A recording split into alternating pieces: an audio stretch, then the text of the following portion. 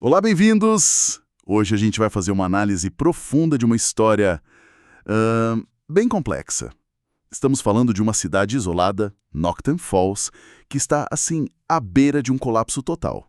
Isso, As fontes que a gente tem descrevem uma sociedade paranormal, exatamente. com vampiros, metamorfos, feis, bruxos. E eles estão enfrentando uma ameaça, um vírus que parece ser, tipo, metade biológico, metade mágico. Exatamente. E o nosso objetivo aqui é entender como essa crise de saúde pública acaba virando um estopim para tudo. Para uma reviravolta completa, né? Sim, no poder, na ciência e até no destino pessoal dos personagens. O mais fascinante é que o vírus age como um catalisador. Ele não é só o vilão da história. Não, de jeito nenhum. Ele força a cidade a se olhar no espelho. E essa pressão revela segredos políticos antigos, testa os limites da ciência num mundo com magia e questiona a própria ideia de destino. É uma análise de como uma sociedade reage quando tudo desmorona de uma vez. Certo. Então vamos começar pelo problema central, o vírus shifter. Isso. Ele ataca primeiro os metamorfos, e o mais grave é que começa pelas crianças. Isso por si só já gera um pânico enorme. Mas o detalhe que, assim, deixa todo mundo de cabelo em pé é a natureza dupla dele, né? Sim. No laboratório, os cientistas viram algo que não fazia sentido nenhum. As partículas do vírus, elas brilhavam sob o microscópio. Brilhavam. Brilhavam. E esse é o primeiro sinal de que, olha, as regras do jogo aqui são outras. Não é um patógeno comum. A ciência convencional bate num muro. E o muro fica mais alto ainda quando eles percebem que, depois de um tempo, o brilho some. Some. Como assim? A magia do vírus, se dissipa das amostras. Ele fica invisível, impossível de estudar. É como lutar contra um fantasma, entende? Nossa. Eles estão lutando contra um feitiço inteligente, não só uma doença. E o alvo não fica restrito aos shifters, certo? Ele se expande. Exato. O pânico chega no auge quando o líder da cidade, o Príncipe Magnus, que é um vampiro superpoderoso, também adoece. Aí a coisa muda de figura. Muda tudo. A ameaça não está contida, ela está evoluindo. Ou, talvez, ela sempre foi projetada para ser mais ampla. A cidade inteira está vulnerável. E é nesse caos todo que surge a doutora Vivian Mercy, uma hematologista. Aham. E a solução que ela propõe é radical. Usar sangue de vampiro para criar uma cura. Só que isso não é algo simples, né? Usar sangue de vampiro como remédio tem consequências. Graves. É quase um pacto com o diabo. A regra fundamental nesse universo é que o sangue de vampiro cura sim, mas ele cria um laço permanente. O paciente fica ligado psiquicamente ao doador. Uma conexão que pode ser usada para controle. Exato. É trocar uma doença por uma coleira. Por isso a proposta dela é um choque. Mas ela tem um plano. É aqui que a coisa fica interessante. Ela não vai só injetar o sangue. Não, de jeito nenhum. A genialidade dela está num procedimento experimental que ela já usava para tratar crianças humanas com câncer. Uma fusão de ciência e magia, então. Perfeito. É isso. Ela usa um coquetel de 3 cepas diferentes de sangue de vampiro. E o mais importante, ela aplica esse coquetel sobre uma pedra enfeitiçada para cortar laços. Um artefato mágico. Sim, a medicina moderna dependendo de um objeto encantado para funcionar. A pedra, em teoria, anula o efeito colateral mais perigoso da cura. Mas é uma aposta altíssima. Quer dizer, nunca vai testado em shifters. Gigantesca. A magia da pedra pode não funcionar em não humanos. O risco de dar tudo errado é enorme.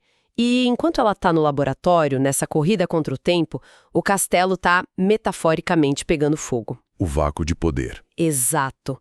A ausência de Magnus cria um vácuo que os políticos ambiciosos, eles adoram. E a estrutura de poder de Nocturne Falls se mostra bem frágil nesse momento. Com o príncipe inconsciente, eles precisam de um líder, nem que seja interino. Mas não é só nomear o próximo da fila, né?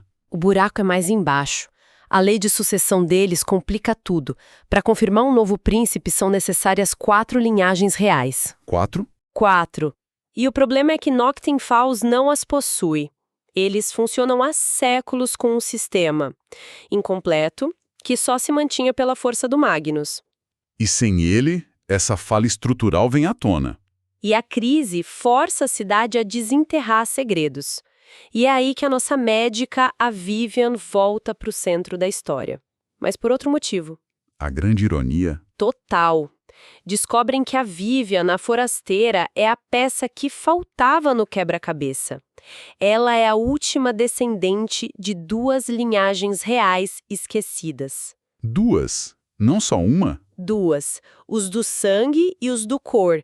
E para completar o drama, o pai dela foi o tirano que o próprio Magnus derrubou para trazer paz para a cidade. Uau! Então a chave para salvar a cidade é a filha do homem que quase a destruiu. Exatamente. Que fardo, hein? Ela fugiu de lá bebê e agora volta sem saber de nada, carregando a legitimidade para estabilizar o poder. É a jornada da heroína relutante levada ao extremo. E essa jornada não é só política, é profundamente pessoal. As relações que ela constrói lá são o motor de tudo. Sim, vamos falar disso. Assim que ela chega em Nocturne Falls, ela dá de cara com um guerreiro Fai, o Etem, e a conexão é instantânea. E aqui entra o conceito de companheiro, que é crucial nesse universo. Certo. Companheiro não é só um namorado, um parceiro. É uma alma gêmea predestinada pela magia. Um laço que transcende a escolha. Então o encontro deles não é um simples romance. Não. É um evento de importância política, mágica, e ao mesmo tempo ela tem outra figura protetora muito forte na vida dela. Hal, um metamorfo urso que a criou como filha. A família que ela conheceu. Exato. E a dinâmica entre o Hal e o Etem é fascinante. Você tem a família por escolha e a família por destino. Hal é o porto seguro. Etem é o futuro, o desconhecido. A narrativa explora como essas duas forças, ambas super protetoras, precisam aprender a coexistir ao redor dela. E falando em dinâmicas complexas, tem uma história paralela sobre vulnerabilidade que é muito poderosa, com a Marion, uma humana. Ah, sim. A história da Marion é um contraponto genial. Ela é companheira do comandante da guarda, Aiden. É descrita como brilhante, mas excêntrica. E ela mostra que, mesmo nesse mundo de monstros, as feridas mais profundas podem ser as emocionais. Ela carrega um trauma de infância de abuso verbal da avó. Aham. E quando um guarda a insulta usando palavras que ecoam esse abuso, algo nela quebra. Ela se retrai, adota uma persona robótica, fala de um jeito super formal, é um mecanismo de defesa para não sentir mais nada. E o jeito como os amigos lidam com isso é o ponto alto, né? Com certeza. O momento mais bonito é o discurso do escudeiro dela, o Iryu. Em vez de falar supera isso, ele a valida.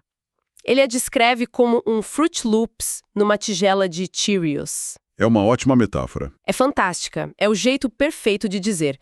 Sua excentricidade não é um defeito, é o que te torna especial. É uma cura pela aceitação. É um lembrete poderoso de como uma comunidade cuida dos seus. Exato. Ok, então, enquanto tudo isso acontece, a corrida pela cura, a crise política, os dramas, a história puxa o nosso tapete.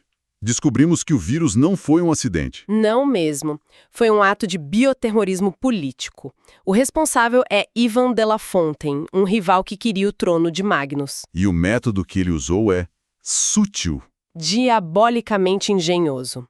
Uma abotoadura. Uma abotoadura parece simples demais. Parece, mas era genial. A abotoadura tinha uma agulha minúscula, retrátil, com o vírus.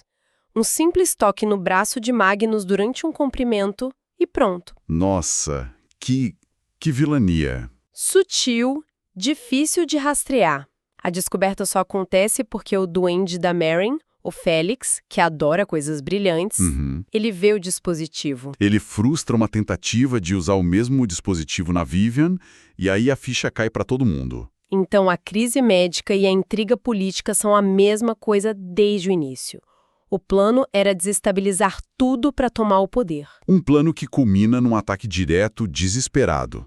Quando a conspiração começa a ser desvendada, um cúmplice, um guarda, ataca a Vivian no túnel de transporte. Ele é esfaqueada. Sim, e ela sobrevive, mas... Ela é salva pelo sangue de 2 vampiros muito antigos, Gavriel e Caspian. Uma magia muito poderosa. Poderosíssima e uma magia, assim, usada de forma tão abrupta, vem com um efeito colateral que ninguém, absolutamente ninguém, poderia prever. E qual é? Essa é a virada final. O ataque violento e a cura mágica desesperada desencadeiam uma consequência biológica inesperada. Vivian fica grávida. Grávida, por causa da cura. Exatamente. É uma ironia profunda. Uma tentativa de assassinato, um ato de destruição, acaba resultando na criação de uma nova vida. O futuro da cidade nasce diretamente da tentativa de destruí-la. Certo. Então, no ponto em que as fontes nos deixam, qual é o cenário? A cidade está salva do colapso político, com a Vivian como a chave para a estabilidade? Sim, mas a cura para o vírus ainda é um problema. Especialmente porque todo o sangue de vampiro que foi doado é roubado. O que indica que a conspiração ainda está ativa. Exato. E no nível pessoal as transformações são gigantes. Vivian e Eitan lidando com a realeza e uma gravidez inesperada. Marion começando a se curar. E tem uma frase nas fontes que resume tudo. Alguém diz: era quase como se estivéssemos colocando as coisas como elas deveriam ser. É uma frase que fica na cabeça. Sugere que, apesar do caos, o resultado final foi uma espécie de correção de curso. Exatamente. E isso nos leva a uma última pergunta, uma reflexão. Uma crise, mesmo uma que foi deliberadamente criada pela maldade, pode, no fim das contas, servir a um propósito necessário? Será que todo esse caos forçado, de alguma forma, acabou consertando injustiças históricas, colocando as pessoas certas no poder? Quase como se uma mão invisível do destino estivesse usando o plano do vilão para os seus próprios fins. Fica a reflexão.